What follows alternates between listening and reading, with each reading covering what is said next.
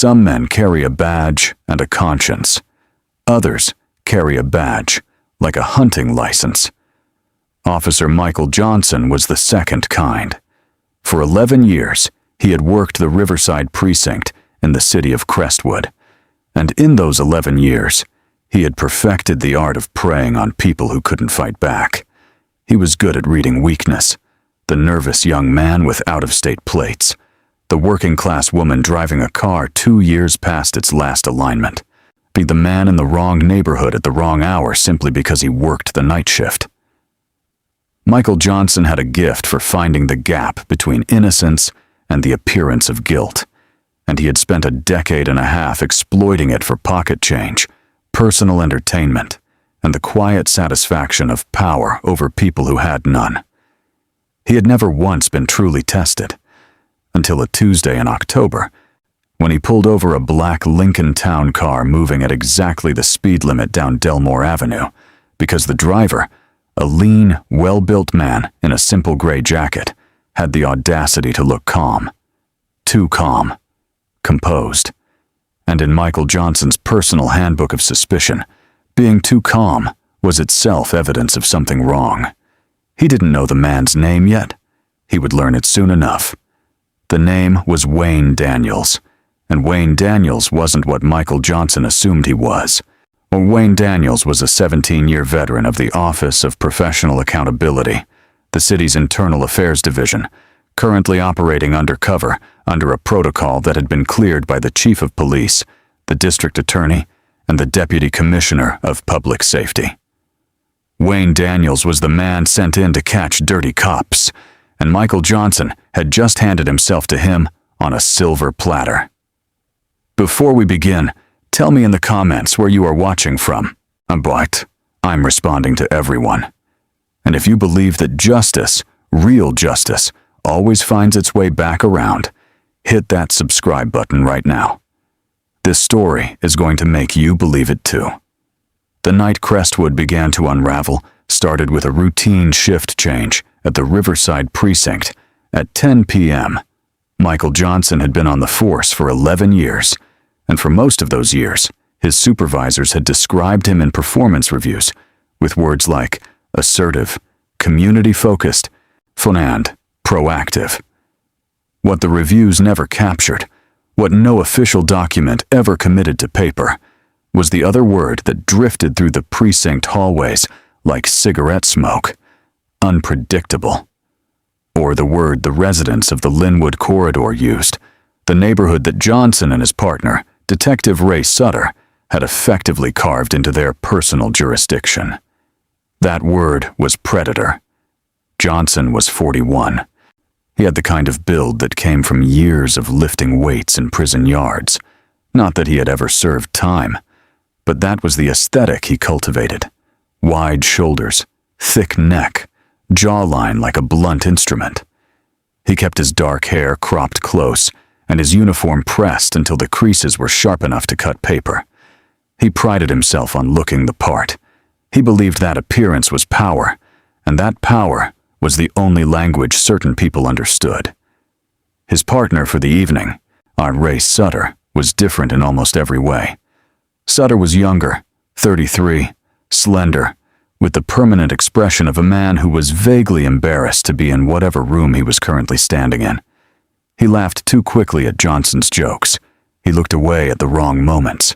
He had learned early in his partnership with Johnson that the safest position was slightly behind and slightly to the left, letting the big man take the lead, take the credit, and take the heat when things got complicated. They were in Cruiser 7 by 1015, rolling out of the lot, and Johnson was already scanning. That was the word he used internally. Scanning. Like he was a machine performing a function. He looked at vehicles the way a hawk looked at a field, not searching for anything specific, but watching for the thing that moved wrong, the thing that broke the pattern, the thing that could be interpreted.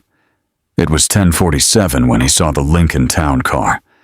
It was moving south on Delmore Avenue, the long commercial stretch that divided the Linwood corridor from the newer development blocks near the waterfront.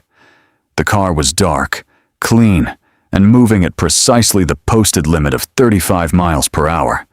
There was nothing wrong with it mechanically. The registration sticker on the plate was current. The lights were functioning. The driver, visible through the rear window in the glow of a passing streetlight, appeared to be a black man in his mid-40s, and wearing a jacket, both hands visible on the wheel. Johnson pulled in behind it. "That car," he said. Sutter looked up from his phone. "What about it?" "Something's off." Sutter squinted through the windshield. "It's doing 35. "Too clean for this neighborhood," Johnson said. This was Johnson's oldest move and his most reliable. He didn't need a violation. He didn't need probable cause. He had something better, a narrative that he could assemble around almost any encounter like prefabricated walls snapping into place. The story was always the same. The car didn't belong. The driver was nervous. There was the faint possibility of drugs or a weapon. And what followed was just good police work. Proactive policing, community safety. He hit the lights. In the black Lincoln Town car, Wayne Daniels saw the blue and white strobes erupt in his rearview mirror at 10:48 p.m. So he noted the time. He noted the location, 2200 block of Delmore Avenue, outside a shuttered dry cleaning shop with a plywood-covered window. He noted that he had committed no traffic violation, that his speed had been consistent and legal, and that there was nothing about his vehicle that warranted a stop. He noted all of this the way a scientist notes data, precisely, without emotion. Because emotion, in Wayne Daniels's line of work, was the instrument that got people killed or got cases thrown out of court. He had learned to separate the two selves long ago, the man and the investigator, and to keep the investigator running at all times, cataloging, recording, building the architecture of fact that courts needed and that corrupt officers feared. Daniels was 44 years old and had spent 17 of those years inside the Office of Professional Accountability. He had begun as a field investigator on working cases of excessive force and evidence tampering in the department's Northeast Division. He had been promoted to senior investigator after breaking a case involving a network of officers systematically falsifying drug arrest reports over a period of 3 years. He had made lieutenant 8 years ago and had spent the last 4 years running deep cover investigations, the kind that required him to become someone else entirely, so to insert himself into situations where the corruption was too embedded, too protected by the code of silence for ordinary complaint-driven investigations to reach. The Riverside Precinct had been on the OPA's radar for 22 months. The complaints had come in slowly at first, the way they always did, because people in the Linwood corridor had learned over decades that complaining about the police to the police produced predictable results. A form filed, a number issued, not a letter weeks later, explaining that the investigation had concluded and the officer's conduct had been found to be within departmental policy. The complaints were scattered and individual, but when you laid them next to each other and mapped them geographically and cross-referenced the officer names and compared the seizure logs against the incident reports, a shape emerged. A shape that Wayne Daniels recognized immediately because he had seen it before, because it was always the same shape. It was the shape of a racket. He pulled the Lincoln to the curb smoothly, deliberately, in the pool of light beneath the one functioning street lamp on the block. He cut the engine. He placed both hands at 10 and 2 on the steering wheel, visible, unambiguous. He looked straight ahead through the windshield and he waited. In the side mirror, he watched the patrol car doors open. 2 figures. He watched them approach. One moved to the driver's side. So one stood back near the front quarter panel of the cruiser, one hand near his hip, watching the car with the alert posture of a man expecting something to happen. The figure that approached the driver's window was tall, wide-shouldered, moving with the deliberate physicality of a man who understood himself to be in charge of all available space. The flashlight beam swept the interior of the Lincoln with the particular aggression that said it wasn't looking for anything so much as announcing its presence. The light hit Wayne's face and lingered there. "Roll it down all the way," Johnson said. Daniels rolled the window down all the way. Johnson shone the light at him directly, making no attempt to angle it away. License, registration, and proof of insurance. Now. "Of course, officer," Daniels said. His voice was mild, unhurried. "My wallet is in my left inside jacket pocket. My registration and insurance are in the glove box. I'll reach for them slowly." "Don't tell me how you're going to reach for things," Johnson said. "I'll tell you what to do. Step out of the vehicle." Daniels didn't move. "Can I ask what the basis for the stop is, officer?" "Step out of the vehicle." "I'm happy to step out if there's a lawful reason. I want to understand why I was stopped." Johnson's jaw tightened. He grabbed the door handle and pulled it. "Out. Now. Or I'm pulling you out." Daniels opened the door from the inside, slowly and deliberately, and stepped out onto the sidewalk. He was not a small man. He stood an even 6 feet, lean and straight, and he moved with a stillness that was somehow more unsettling than nervousness would have been. He placed his hand slightly away from his sides, visible, unthreatening. Sutter had moved in from the other side, and now both officers flanked him. "Face the car," Johnson said. Daniels turned and faced the Lincoln. He felt Johnson's hands on his shoulder, spinning him faster than necessary, slamming him forward against the roof of the car. He absorbed the impact without resistance.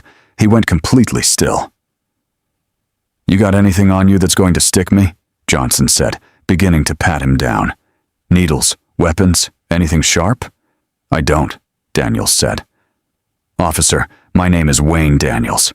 I'd like to identify myself properly if you'll allow it." "You can identify yourself at the station," Johnson said. He had found the wallet in the inside jacket pocket. He pulled it out, and Daniels heard the leather snap open. There was a pause. Johnson stared at the card behind the laminate window. It was a city identification card, issued by the Office of Professional Accountability. The gold seal of the department was embossed in the upper left corner. The photograph matched the man standing in front of him.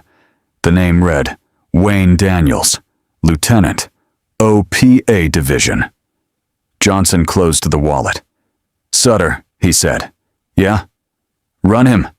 "What does the ID say?" Johnson looked at Daniels' back. "He says he's internal affairs." There was a silence on the sidewalk that lasted approximately 3 seconds, which in the economy of a tense street stop felt considerably longer. Then Johnson laughed.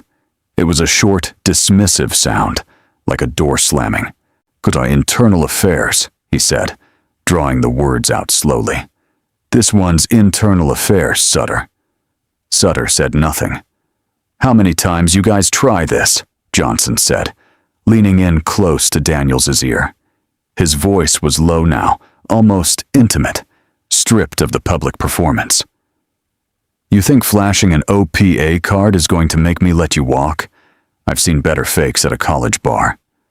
"That identification is not fake," Daniels said calmly. "Call it into dispatch. Call the OPA duty officer. The number is on the back of the card." "You're carrying narcotics," Johnson said. "I can smell it." "You can't smell anything because there's nothing to smell. Hands behind your back." "Officer Johnson," Daniels said, and the use of the name, spoken clearly and without any special emphasis, produced the first real crack in Johnson's composure. A small flinch, almost invisible. "You were stopped at a red light on Forrester Boulevard at 9:43 this evening. I was 3 cars back. Well, I've been following this precinct's activity patterns for 11 weeks. I know your name, your badge number, your shift rotation, and your vehicle assignment." Johnson said nothing for 1 full second. Then he cuffed him anyway. The cuffs went on hard and fast, ratcheting tight against the bone. Johnson pulled Daniels away from the car and steered him toward the cruiser. "Suspected narcotics possession," he said loudly, for the benefit of whoever might be listening, refusing to comply with a lawful order. Obstruction. Sutter was watching from several feet away, his arms crossed, his face carefully neutral, giving nothing away. As Johnson pulled open the rear door of the cruiser and ducked Daniel's head down to guide him in, Daniel said one more thing, quietly, without turning his head.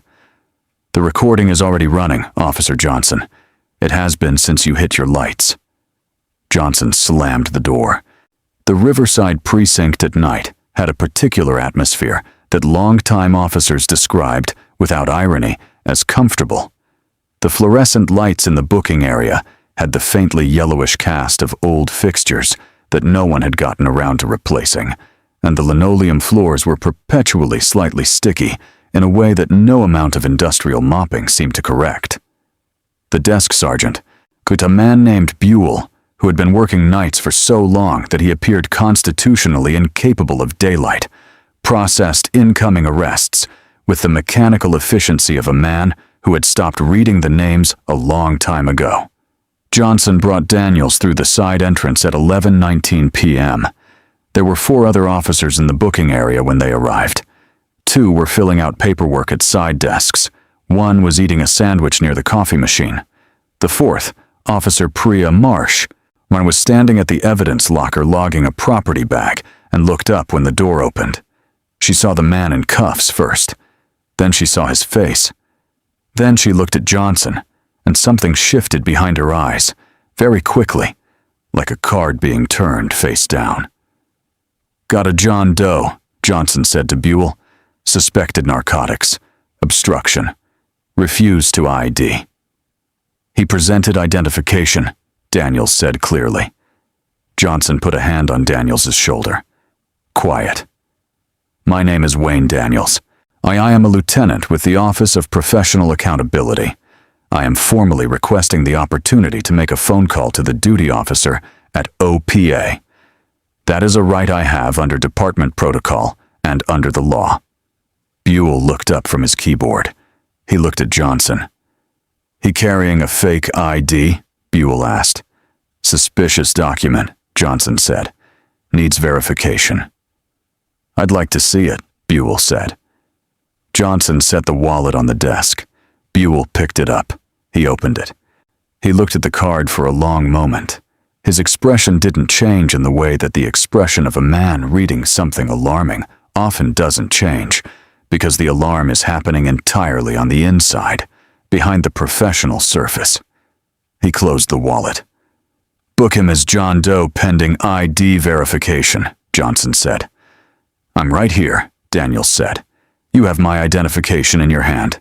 There is nothing to verify." Buell put the wallet under the counter.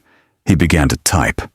Daniels watched this with the patience of a man who has spent years observing the precise ways in which systems fail people, and who has learned that the most important thing to do in such moments is not to react, but to remember.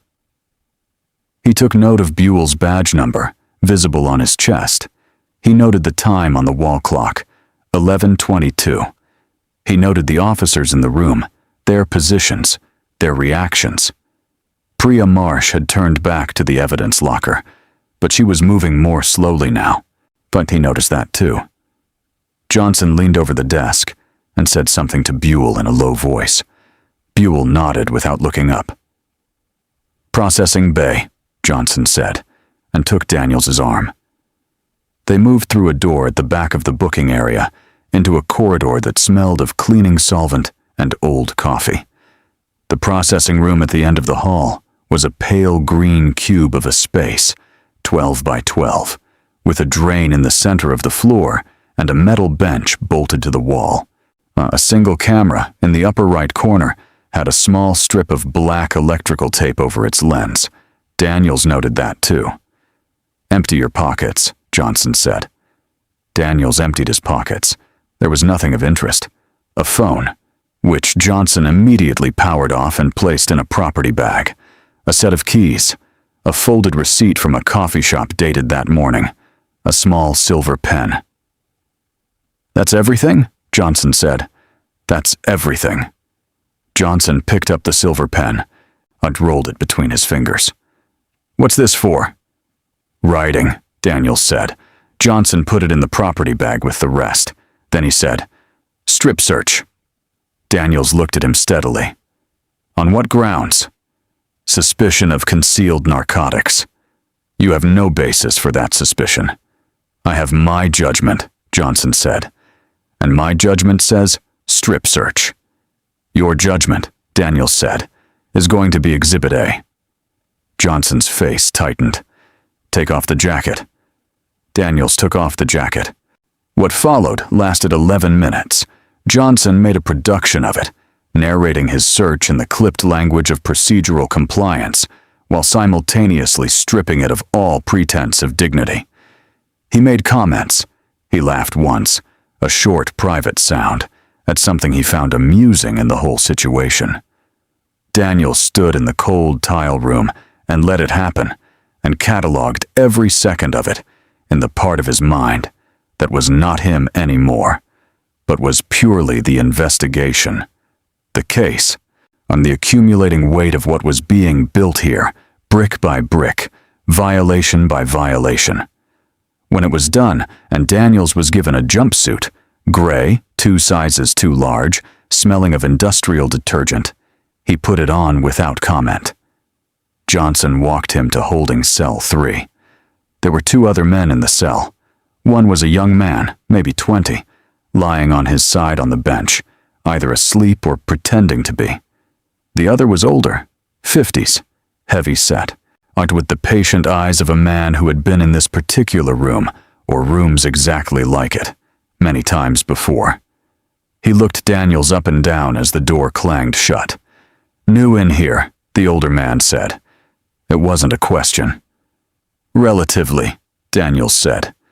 What they get you for? Driving while calm, Daniels said. The older man considered this. Johnson? Daniels looked at him. You know him. Everybody in Linwood knows Johnson, the man said. His name, Daniels would later learn, was Clarence Webb, and he had been picked up 3 hours earlier for allegedly possessing a controlled substance that a subsequent independent lab analysis would find was actually a vitamin supplement in a prescription bottle. He's been working this stretch for years, takes what he wants, books you as a ghost, and by the time the system figures out your name, you've been sitting in here long enough to lose your shift at work. Does he do that often? Like the ghost booking? Often enough. Webb shrugged. Filed 3 complaints. You know how many got investigated? None. Know why? Because the officer handling complaints is Buell's cousin. Daniels leaned his back against the cinder block wall and looked up at the ceiling. How long have you been in here? 3 hours and change. Anyone come to check on you? Nope. Anyone offer you a phone call? Webb laughed, a short, flat sound. What phone call? Daniels nodded slowly. He closed his eyes. He wasn't sleeping. He was thinking, which for Wayne Daniels looked the same as sleeping to anyone watching, but was in fact the opposite. A high-speed, low-noise process of assembly, of placing the pieces of the evening into order, of thinking forward to what came next, and the step after that, and the step after that. He had a problem, which was also an opportunity. His backup device, a secondary phone sewn into the lining of the gray jacket that Johnson had taken, had transmitted its location ping at 11:05. The OPA monitoring team, a 2-person unit running out of a nondescript office on the 4th floor of the municipal building 6 blocks away, would have seen the ping stop moving and recognized the holding location. They would be running the protocol now, on a series of escalating notifications that moved up the chain of command according to a pre-established schedule. But Daniels had told them, before he began the operation, that he wanted to be left to run. He had said it plainly in the operational briefing, standing in front of a whiteboard, covered in the organizational chart of the Riverside Precinct's corruption network. He had said, "If I go in, I stay in. Don't pull me out early. The case gets built from the inside, or it doesn't get built at all. Every intervention resets the clock and gives them time to adjust." His supervisor, Deputy Inspector Carla Reese, had looked at him for a long moment across the conference table, "You understand what you're asking," she had said. "I do," he had said, and she had signed off on it. So the monitoring team would be watching. They would be building their own file in real time, the external record to match his internal one. But they would not intervene tonight, not unless he failed to signal by the agreed checkpoint. Wayne Daniels had 12 hours. He opened his eyes and looked at Clarence Webb. "Tell me everything you know about how it works," Daniels said. "The ghost bookings, the towing, all of it." Webb looked at him sideways. "You some kind of cop?" "I'm absolutely some kind of cop," Daniels said. Webb stared at him. Then he started talking. The picture that emerged over the next 2 hours, unbuilt from Webb's account and from what Daniels had already assembled over 11 weeks of surveillance, was a model of institutional corruption in miniature. It was not sophisticated. It was not creative. It was, in the way of most effective criminal enterprises, simply ruthless and consistent. Johnson and Sutter ran what Webb called the Tuesday-Thursday circuit, 2 nights a week on which they concentrated their activity on the Delmore Avenue and Brickman Street corridors, both heavy pedestrian and vehicular traffic zones adjacent to the Linwood Corridor's residential blocks. They stopped, on average, between 8 and 14 vehicles per circuit night. The stops were not random, despite whatever procedural language Johnson used to document them. They were targeted by a simple algorithm: out-of-state plates, older vehicles with minor defects, and above all, drivers who matched a particular demographic profile. Of those stops, and roughly a third resulted in citations that bore no relationship to any actual violation. Another third resulted in vehicle impoundment. The vehicles were towed by a company called Harlow & Sons, which held the precinct's preferred vendor contract, and the impound fees were structured to be just high enough that reclaiming the vehicle required either a delay or the payment of a fee that many people in the Linwood corridor simply couldn't absorb. So the vehicles that went unclaimed after 30 days were auctioned through a subsidiary entity that shared an address with a holding company connected, through 2 layers of paper, to Michael Johnson's mortgage on a property in the Creekside development. The remaining third were ghost bookings. Ghost bookings were the most elegant part of the operation, if elegant was a word that could be applied to something so comprehensively vicious. So the arrested person was entered into the system not under their real name, but as John or Jane Doe, pending identification verification, a status that, in the Riverside Precinct's interpretation of departmental policy, could be maintained for up to 72 hours. During those 72 hours, the person existed in a legal gray zone. They couldn't be bailed out because bail required a name and a charge. They couldn't effectively contact an attorney because the booking record showed no charge to contest. They sat.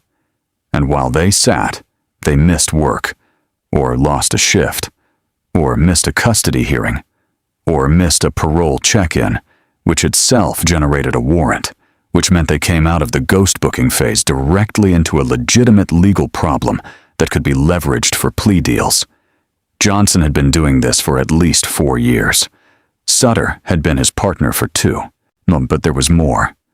Webb had heard things, the kind of things that moved through a neighborhood like water through cracked concrete, quiet and pervasive, and largely invisible to anyone not paying attention. There was talk about a man named Darvish, who ran a moving business on the east side of Linwood, and who paid a monthly fee, in cash, delivered to a P.O. box that Webb's nephew had seen Johnson emptying, in exchange for what Webb described simply as road clearance. Johnson and Sutter never stopped Darvish's trucks, and the trucks, according to 3 separate people Webb knew, carried things that weren't furniture. Daniels listened to all of it. He asked precise, targeted questions. He committed everything to memory with the practiced efficiency of someone who had once spent 48 hours in a county jail in a different city, years ago, running a different operation, and had learned in that experience that the body could hold far more than people gave it credit for. At 2:15 a.m., the slot in holding cell 3's door slid open, and a tray was pushed through. Dry sandwich, cup of water, 2 packets of crackers. Daniels ate it. He needed the calories. At 3:40, the younger man in the cell, who had woken up around 1 and turned out to be named Marcus, asked Daniels what he did for work. Daniels thought about it for a moment. "I investigate people," he said. "Sort like a detective? Like a person who finds out what's true." Marcus considered this. "Is it what you thought it would be? Doing that for a job?" "No," Daniels said honestly. "I thought it would be cleaner."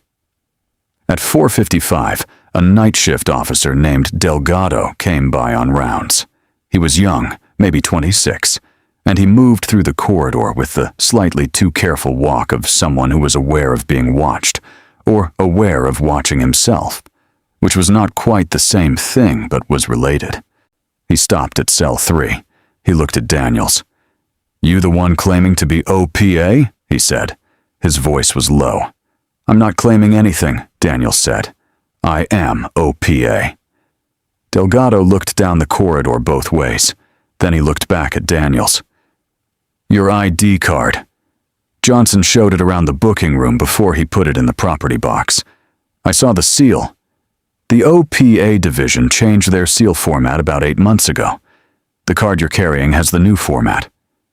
Daniels said nothing. "The card Johnson's been telling people is fake has the new format," Delgado said. "The format that only actual OPA officers carry." "That's correct," Daniels said. Delgado's jaw worked. He looked like a man standing at the edge of a swimming pool in November, deciding whether to jump. "I've been here 3 years," he said. "I've seen things." "I know you have," Daniels said. "I've read your personnel file. You filed an informal complaint 8 months ago about vehicle impound irregularities. The complaint was logged and then closed with no action. The officer who closed it was Sergeant Briggs. Briggs and Johnson are in the same bowling league. They've been bowling together for 6 years. Delgado's face went very still. "How do you know all that?" "Because I've been doing this for 11 weeks, Daniels said. "Because this investigation has been running for 22 months. And because the people in this precinct who are dirty have been very good at making everyone else feel like they're the only ones who see it, which is the loneliest feeling there is, and which is exactly how the dirty ones maintain control." Silence in the corridor. "What do you need?" Delgado said finally. "2 things," Daniels said. "I need you to go to the property box and confirm that my identification is there. Don't take it. Don't move it. Just confirm it exists and note the time. And then I need you to go back to your rounds and act exactly as you have for the rest of the night." "That's it. That's everything," Daniels said. "The hardest things always look simple from the outside." Delgado walked off. He came back 22 minutes later. "It's there," he said through the slot. "Wallet's in the property box. Badge and ID visible through the clear pocket." "Thank you, Officer Delgado. What happens now?" "Now," Daniels said, "you get some sleep if you can, so tomorrow is going to be a long day."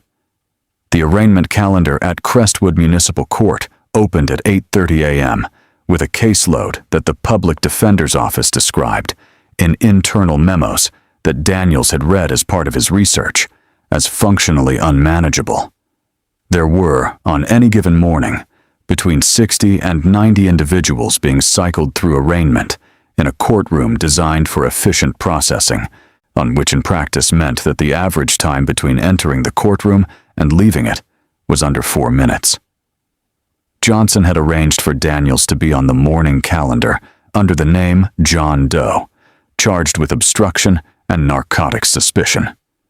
At 7:45, a van transported Daniels and 7 other individuals from the Riverside holding facility to the courthouse basement. They sat in a holding area that smelled of industrial cleaner and anxiety, while a rotation of harried public defenders moved through the room with the speed of people who had learned that extended contact with any single case was professionally fatal. The public defender assigned to Daniels was a woman named Portia Solis. She was 47, carrying 3 folders and a coffee cup. And she sat down across from him in the interview booth with the expression of a person who had seen every variety of human difficulty and had made peace with the fact that she was only going to be able to address a fraction of them. "John Doe," she said, opening the file. "Obstruction, narcotics suspicion, failure to identify. They're not asking for a long hold, just 24 hours pending ID verification.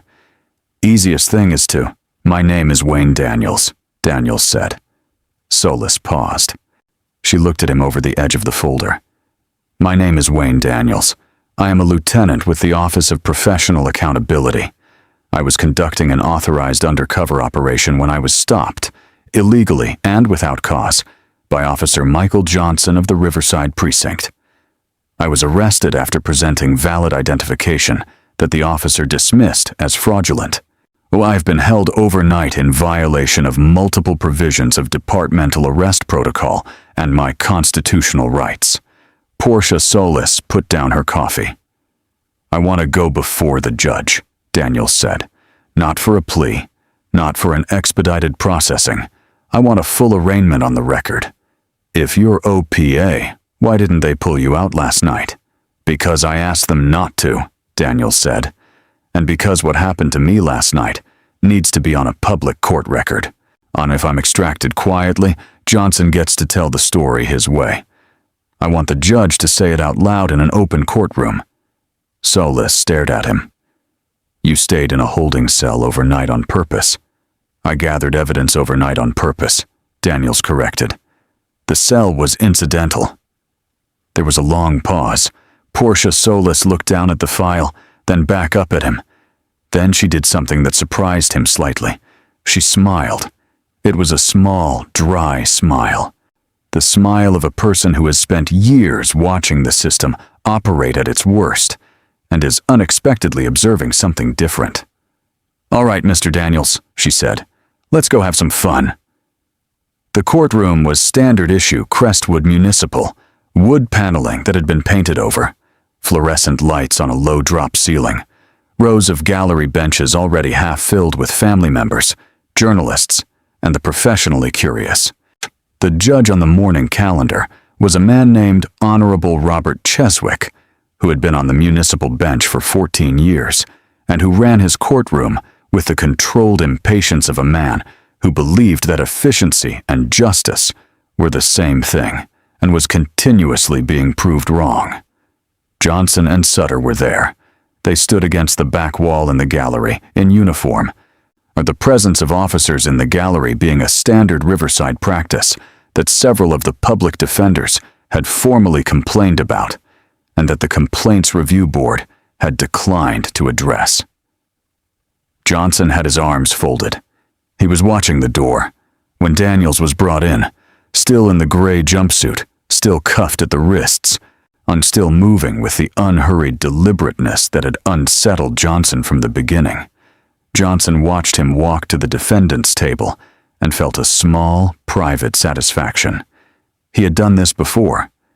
The man who thought he was something special, sitting at that table in county-issue clothes, looking at a charge sheet, waiting for the conveyor belt to take him where it took everyone else.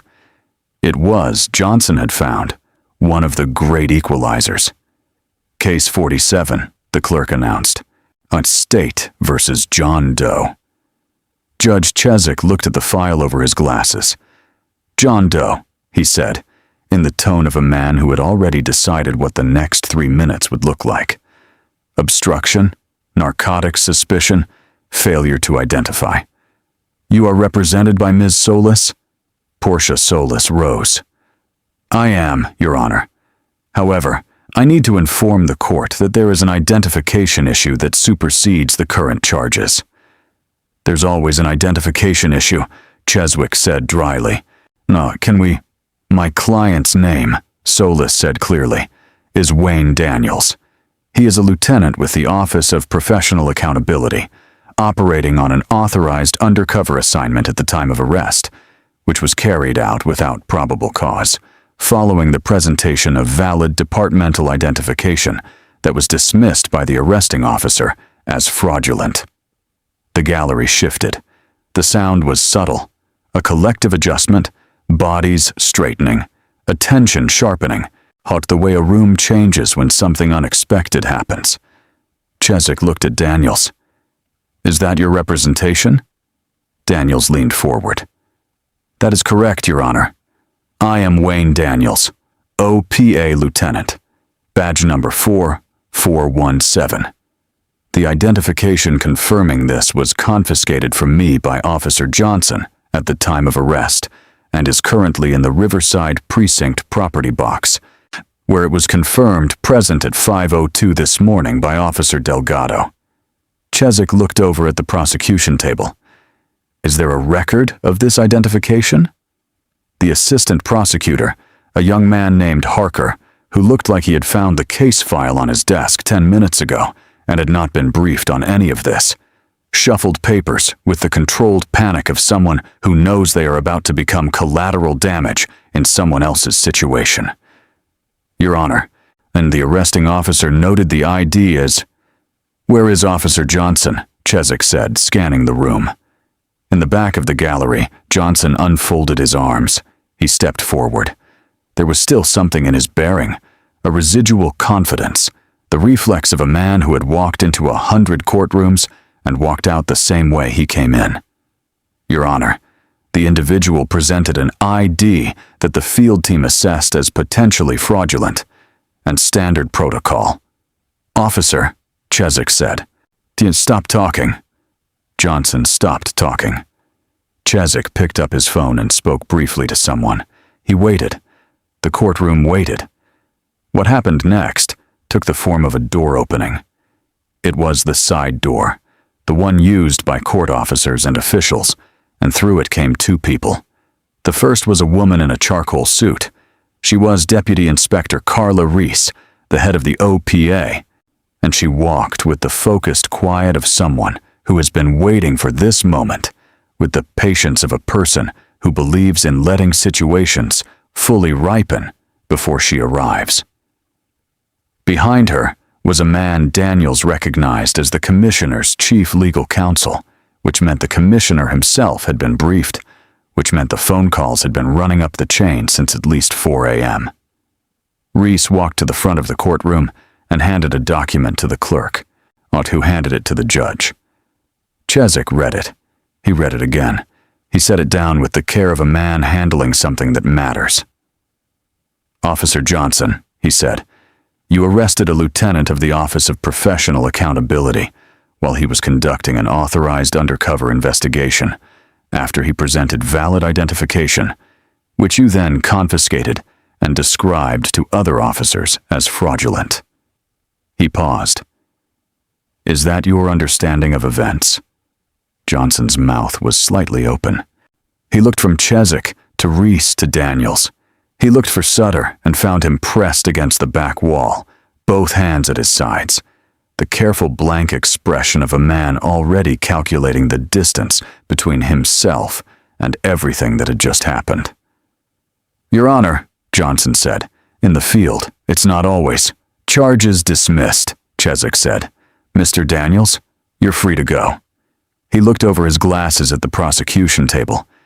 "I'd suggest this office contact the precinct captain immediately, and someone contact the chief's office." He turned to the clerk. "Note the time." The clerk noted the time.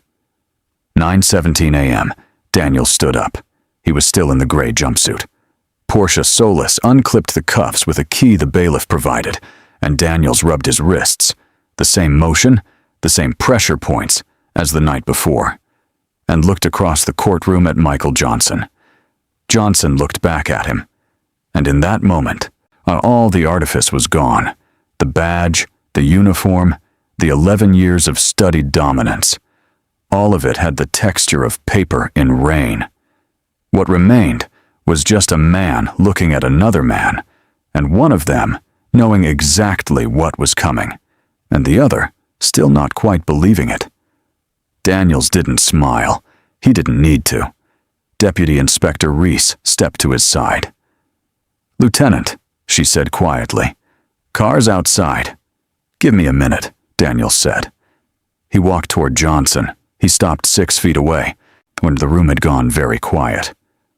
"Officer Johnson," Daniels said, his voice carrying just far enough. "You have the right to remain silent. I strongly recommend you use it." He walked past him toward the exit. Behind him, he heard Reese say something to the commissioner's counsel, and then the sound of Johnson beginning to speak, loudly, the way men speak when they know they are losing and believe volume can reverse it. He heard Suter say nothing. He heard the courtroom begin to move again, the sound of 50 people processing something unexpected. He walked out into the morning light. The corridor outside the courtroom was long and bright, with the kind of institutional fluorescent lighting that makes everyone look slightly unwell. Daniels walked to the end of it, through a fire door and into a stairwell, where a clean suit was waiting for him in a dry cleaning bag hung from a pipe, left there 2 hours earlier by someone from Reese's support team. He changed there in the stairwell, the sounds of the courthouse muffled around him, and for the first time in 11 hours, he felt the specific relief of being himself again. Not the man in the gray jumpsuit, not John Doe, not the figure in the back of a cruiser being transported to a facility designed to make him feel diminished. Just himself. Wayne Daniels, 17 years in, still standing. He put on the suit. He straightened the lapels. He looked at his reflection in the dark glass of the stairwell's fire door window. Then he went back to work. The next 14 hours were the operational phase, the part that looks, in retrospect, like it was inevitable, because good investigation always produces that illusion, the sense that it could only have gone this way, that every piece was moving toward this arrangement all along. It didn't feel inevitable when it was happening. It felt like careful, exhausting work conducted by tired people running on professional obligation and institutional momentum. Reese's team had been ready since 4:30 a.m. The OPA's case file on the Riverside Precinct at that point comprised 11 weeks of surveillance data, 3 months of financial analysis, and 19 formal complaint records sourced from the Linwood Corridor's Community Outreach Network. It documented 37 specific incidents of improper stops, to 14 vehicle impoundments cross-referenced against Harlow and Sons' billing records, and 6 instances of ghost bookings, including Daniels' own from the previous night, which was now entered into the record as incident number 7. The analysis of Johnson's financial arrangements had been built over 4 months by a forensic accountant named Ellison, who worked exclusively on public corruption cases, and who had the particular quality of being able to look at a set of numbers for a very long time without blinking. Ellison had traced the flow from the Harlow auction subsidiary back to a holding entity called Pacific Rim Management ELLC, which had no discernible business activity beyond the receipt and redistribution of funds, and which was connected, through a registered agent in Delaware, to a personal account held jointly by Michael Johnson and his wife. The total identifiable flow over 4 years was approximately $280,000. There was also the matter of Darvish, which was bigger. The moving company was a pass-through. The trucks carried product for a distributor named Elias Court, one who was connected to a supply chain that the DEA had been tracking on a parallel investigation. Parallel, that is, until 2 weeks earlier, when Daniels had made a call to his DEA counterpart, and the 2 investigations had been quietly merged under a joint task force authorization. Court had paid Johnson and Sutter a flat monthly fee, deposited in cash into a P.O. box that Johnson visited on the 1st and 15th of each month, in exchange for route protection, the guarantee that Delmore and Brickman would be clear of genuine law enforcement activity during specific evening windows. When you added it up, the total wasn't just about a dirty cop shaking down drivers for cash. It was about a dirty cop who had turned 2 major city corridors into a protected commercial lane for a mid-level drug distribution network, while simultaneously terrorizing the residents of those same corridors with a systematic campaign of fraudulent stops, ghost bookings, and financial extortion. The warrant package was 52 pages. The federal judge who signed it did so at 6:45 a.m., having been briefed by Reese the night before. By 8 a.m., the task force was in position. The arrest of Officer Michael Johnson took place outside the Riverside Precinct at 11:43 a.m., which was approximately 2 hours after his return from the courthouse. He had returned from the arraignment in a condition that the officers who were present later described as agitated. He had gone directly to the captain's office and closed the door. The conversation inside, audible through the poorly soundproofed walls to 3 officers working nearby, involved raised voices, the word lawsuit, and a reference to the union rep. The captain, a man named Forsyth, who had been aware of Johnson's general patterns for at least 2 years and had chosen, for reasons that would become the subject of a separate administrative review, to look in the opposite direction, came out of the office looking like a man who had just learned something he had spent considerable energy not learning. At 11:30, Daniels arrived at the precinct in his own vehicle, accompanied by Reese and 2 members of the task force. He walked through the front entrance for the first time, not as a prisoner, but as himself, and the quality of the silence that followed him through the booking area was different from the silence of the night before. This silence had a different weight. It was the silence of recognition, of people who understood something had changed and were rapidly calculating what that meant for them specifically. Johnson was in the break room when Daniels found him. He was sitting at the small table near the window with a cup of coffee, and he looked up when Daniels came through the door, and for a moment, one long, strange moment, the 2 men simply looked at each other in a room that smelled of burnt coffee and years of accumulated stress. And it would have been easy to imagine that this was the whole story.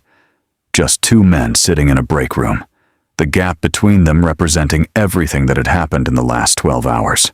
Then Reese came through the door behind Daniels and the 2 task force officers behind her, and Johnson stood up. "Michael Johnson," Reese said, "you are under arrest for civil rights violations, extortion, obstruction of justice, and conspiracy to distribute a controlled substance. You have the right to remain silent." Johnson said, "This is a setup. You have the right to an attorney. I want the union rep." "The union has been notified," Reese said. "And the union is currently reviewing its own exposure in this matter." Johnson looked at Daniels. "You stayed in that cell on purpose," he said. His voice had shifted. The performance was gone. What was underneath it was not what Daniels had expected. It wasn't rage or panic or even defiance.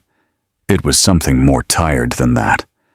Something that might, in a different man in a different life, have passed for the beginning of understanding. "So you let me do all of that on purpose?" "You did all of that to yourself," Daniels said quietly. "I just watched." The cuffs went on. Johnson was led through the booking area, the same booking area he had walked Daniels through 14 hours earlier, past the same desk, past the same sticky floor, past Buell, who was at his station and who looked at the floor when Johnson passed and did not look up again, and out through the side entrance to a waiting vehicle. And Sutter was arrested 4 minutes later in the parking lot. Buell was placed on administrative suspension pending review. Sergeant Briggs, the complaints officer, was escorted from the building by 2 members of the department's oversight division who had been waiting in unmarked vehicles since 10 a.m. Captain Forsyth was not arrested that day, but he was informed that his conduct was under review, and he submitted his resignation by 3 p.m. So Daniels spent the afternoon in a conference room in the OPA building, working through the formal documentation of the previous night's events with 2 stenographers, a deputy district attorney, and a federal task force attorney who specialized in civil rights prosecution. He described everything in sequence with the precise language of someone who has spent years providing testimony in difficult cases. Specific, sourced, stripped of interpretation, each claim anchored to an observable fact. It took 4 hours. When it was done, Reese walked him out to the elevator, and they stood there for a moment waiting for it to arrive. "You know," she said, "you didn't have to stay in." "I know," he said. "You could have called it at the precinct. The moment they ignored the ID, you had enough." "I had enough for a misconduct case," Daniels said. "One officer, one incident. Johnson gets a reprimand, maybe suspension. 6 months later, it's exactly the same, and the next person who goes through that cell doesn't have a backup phone in their jacket." Reese looked at the elevator door. "Webb's filing a civil complaint tomorrow. The Marcus kid, too." "Good," Daniels said. "The Harlow family is claiming they had no knowledge of the arrangement. The financial records suggest otherwise." "Ellison will find it," Daniels said. "He always finds it." The elevator arrived. He held the door. "What about Delgado?" he asked. Reese looked at him. "What about him?" "He came to the cell at 3:40. He confirmed the ID. He took a risk." "I know. I read your report." "He's been in that precinct for 3 years watching things he couldn't prove and couldn't address," Daniels said. "He filed one complaint that went nowhere. He's not dirty. He's just been waiting for someone to give him somewhere to go." Reese was quiet for a moment. "Now, what are you suggesting?" "I'm suggesting that the OPA's investigative division has an opening at the junior investigator level," Daniels said. "And that sometimes the most useful thing in the world is a person who knows exactly how the machine works from the inside." She nodded slowly. "I'll look at his file." Daniel stepped into the elevator. He pressed the lobby button. He looked up at the floor numbers as they changed. He thought about the night before. The holding cell. The gray jumpsuit. The cold tray at 2:15, and the sound of Clarence Webb's voice filling in the shape of a corrupt system, one piece at a time. He thought about Marcus, 20 years old, lying on his side on the bench. He thought about Delgado standing in the corridor, with the expression of a man standing at an edge. He thought about Michael Johnson's face in the break room, the moment after the cuffs went on, and the tiredness he had seen there. He didn't feel satisfaction exactly, so he had been doing this long enough to know that satisfaction was the wrong frame for it. You didn't dismantle a system and then feel satisfied, because dismantling one piece of a system wasn't the same as ending it. The Riverside Precinct would be restructured. New oversight procedures would be implemented. For a while, things would be different. And then, years from now, the pressure would build again somewhere else. The same dynamics, and the same exploitation of the same gap between power and accountability, and someone would have to come in and do it again. But that was later. This was now, and right now, today, there were 37 people in the Linwood corridor who had been stopped without cause over the last 11 weeks, and many of them were going to get their records cleared. Clarence Webb was going to get a civil attorney. The impound cases were going to be reviewed, and the ghost bookings were going to be audited, and the affected individuals notified and given the opportunity to have their records expunged. That was something. That was, in the specific math of this work, everything. The elevator reached the lobby. He walked out into the afternoon. Delgado came to find him the next morning.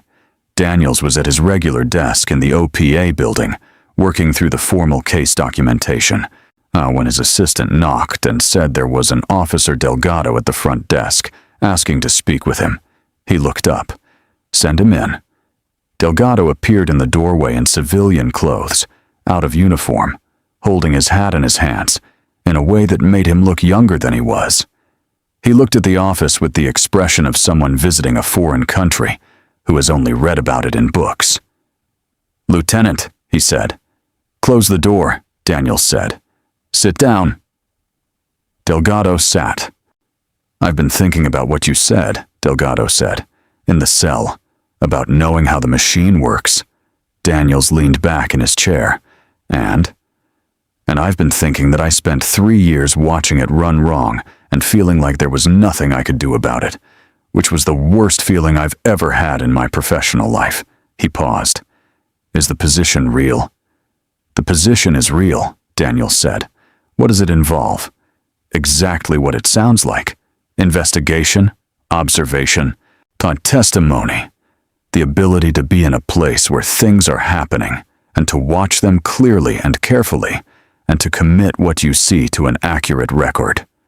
He looked at Delgado. You did that last night. You confirmed the identification. You noted the time. You reported accurately, under considerable social and professional pressure. Delgado was quiet. The other officers aren't going to forgive you, Daniels said. Not the ones who were comfortable with how things ran. That's a real cost. I won't minimize it. I know, Delgado said. But he stopped. He looked for the words, and then seemed to find them.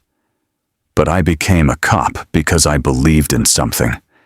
And then I spent 3 years watching people I worked with not believe in it at all, and trying to figure out whether that meant the thing I believed in wasn't real, or whether it was real and just needed protecting. He looked at Daniels. I think it needed protecting. Daniels nodded. Then that's what the job is. He reached into his desk and produced a form. He slid it across the desk. Fill this out, he said. Bring it back by Thursday. Background review takes 2 weeks, assuming nothing unusual. He paused. There won't be anything unusual. Delgado picked up the form. He looked at it for a moment, then looked up. Last night, when you came back to the cell after making the phone call, when you went back in voluntarily. Why did you do that? Tom, you could have left. Daniels looked at him. Because the case wasn't finished, he said. Because Clarence Webb and Marcus and the other man in that cell had been sitting there for hours. And as long as I was sitting there too, I was a witness to it. I was a record of it. I was proof that it happened to real people, not just to a statistic. He picked up his pen. And because, he added, if I'd walked out and left them there, not I would have been using the thing that makes me different from them. The badge, the credentials, the phone number that gets answered at 4 a.m., to separate myself from an experience that I needed to fully understand. He looked at Delgado. The work doesn't happen from a distance. You have to be inside it. Delgado nodded slowly. He stood up, the form in his hand. Thursday, Daniels said. Thursday, Delgado said. He walked out. Daniels watched him go, then turned back to his desk. On the corner of it, in a small, clear evidence bag that he had requested from the property team that morning, was the silver pen from his jacket pocket. The one Johnson had bagged as potential evidence and dismissed as nothing. Just a pen. Except it wasn't just a pen. It was a recording device, one of the most recent generation from the OPA's technical division, capable of audio and directional video capture in a radius of 12 feet. With a 17-hour battery and a passive transmission chip that pushed encrypted data to the monitoring team's receivers every 20 minutes. Every word spoken in that processing room, every comment made during the search, every sound from holding cell 3. All of it documented. All of it real. Daniels picked it up. He turned it over in his fingers. He thought about Johnson's face when the cuffs went on, and about the way Sutter had pressed himself against the wall in the courtroom, and about Forsyth signing his resignation at 3 p.m., with, presumably, the specific feeling of a man watching a version of his life close behind him. He thought about Buell at the desk, not looking up. He thought about Clarence Webb, who was going to talk to a civil attorney tomorrow, and about Marcus, who had a mother he needed to call. He thought about the 37 cases that were going to be reviewed, and about the families who were going to get letters in the mail explaining that a record had been expunged, that the system had made an error, that the error had been acknowledged. He put the pen back in the evidence bag. He went back to the documentation.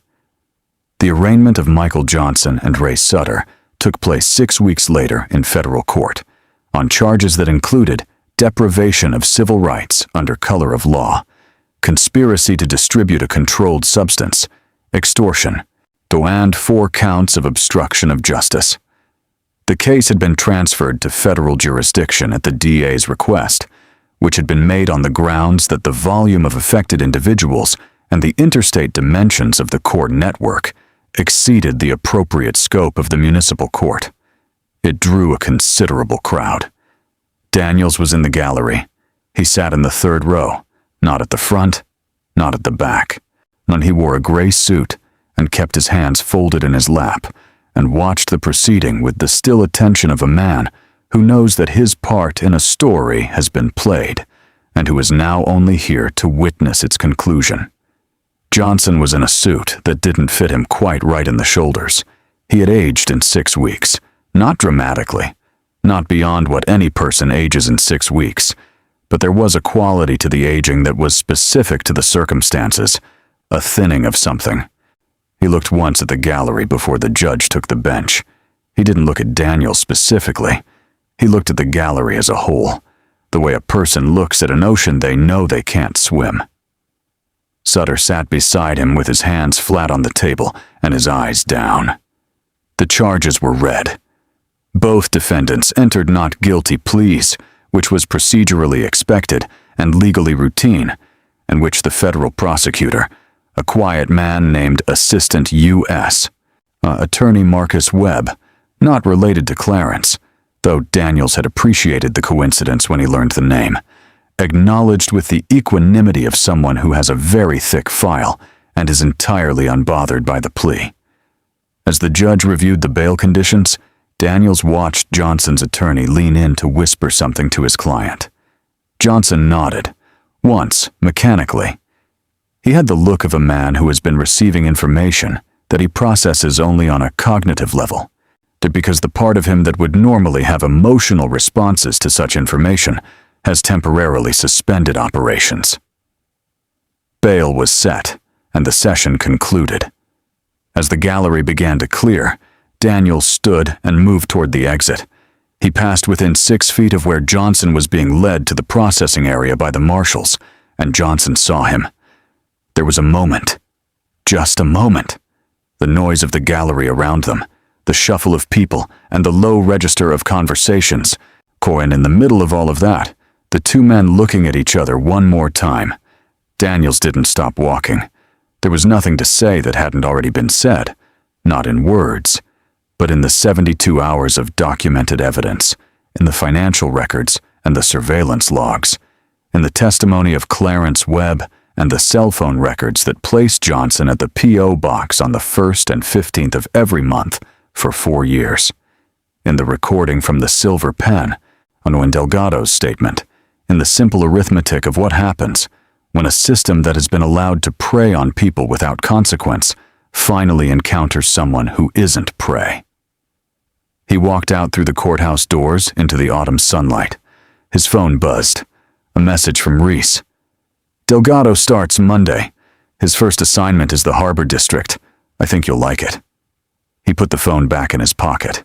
He stood at the top of the courthouse steps for a moment, on to looking out at the street below, at the ordinary traffic of an ordinary city morning.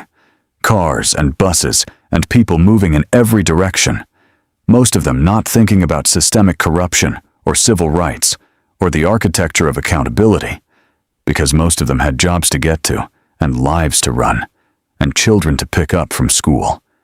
And that was fine. That was actually what all of it was for. The invisible structure of it. The part that was supposed to run so quietly and so fairly that nobody had to think about it. He thought about what he'd told Delgado, about being inside the work, about not separating yourself from the experience you needed to understand. He thought about a gray holding cell at 4 a.m. and the sound of Clarence Webb's voice in the dark. He thought about how ordinary it was, really, how ordinary corruption always was. Not dramatic, not brilliant, just a man with a little power deciding, and very slowly, over many small decisions, that other people's rights were negotiable. And how ordinary the remedy was, too. Not heroic, not cinematic, just someone paying attention, someone showing up, someone who decided that the cost of looking away was higher than the cost of looking directly. He walked down the steps. Behind him, the courthouse doors swung shut. Somewhere across the city, in the Linwood Corridor, on Delmore Avenue, on a block with one working street lamp and a shuttered dry cleaning shop with a plywood-covered window, the morning was the same as it always was. Ordinary, imperfect, full of people going about the business of living their lives. The difference, invisible to almost everyone, was that 2 patrol car numbers had been removed from the rotation. 2 names had been removed from the active roster. A complaint review board had a new chair. A towing company was under financial audit. And a new officer was starting Monday in the Harbor District, carrying 3 years of experience that had taught him something very specific about the distance between what a system is supposed to be and what it sometimes chooses to become. Small things, quiet things, the kind of things that look, from the outside, like nothing happened at all, and the kind of things that, to the people who live on that block, and the next block, and the block after that, mean everything. When Wayne Daniels hailed a cab, he gave the address of the OPA building. He sat back in the seat and looked out the window at the city moving past. There was a report due on Friday. There were 3 other precincts on the active watch list. There was a briefing at 2 p.m. with the deputy commissioner and a meeting at 4 with the federal task force about the court network's upstream connections. There was work. He opened his briefcase and got started. They always think you're something you're not. That's the oldest mistake in the book. They see what they expect to see. The demographic, the car, the neighborhood, the hour. And they build the story before they've asked a single question, because the story is the point. The story gives them permission. What they never count on is the person inside the story looking back. Wayne Daniels spent 17 years learning to look back, learning to see the machinery clearly, without flinching, and to document it with the kind of precision that makes the machinery stop. He didn't do it for recognition. He didn't do it for the moment in the courtroom or for the look on Michael Johnson's face when the cuffs went on.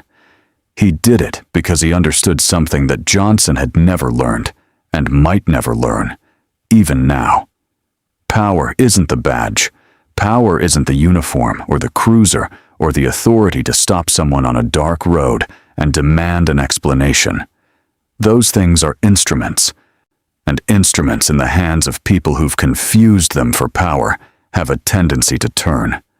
Real power is knowing what the truth is and being willing to stay in a cold holding cell overnight to make sure it gets on the record. It's being the one who looks. If this story stayed with you, smash that like button, share it with someone who needs to see it, and subscribe for more stories. See you in the next one.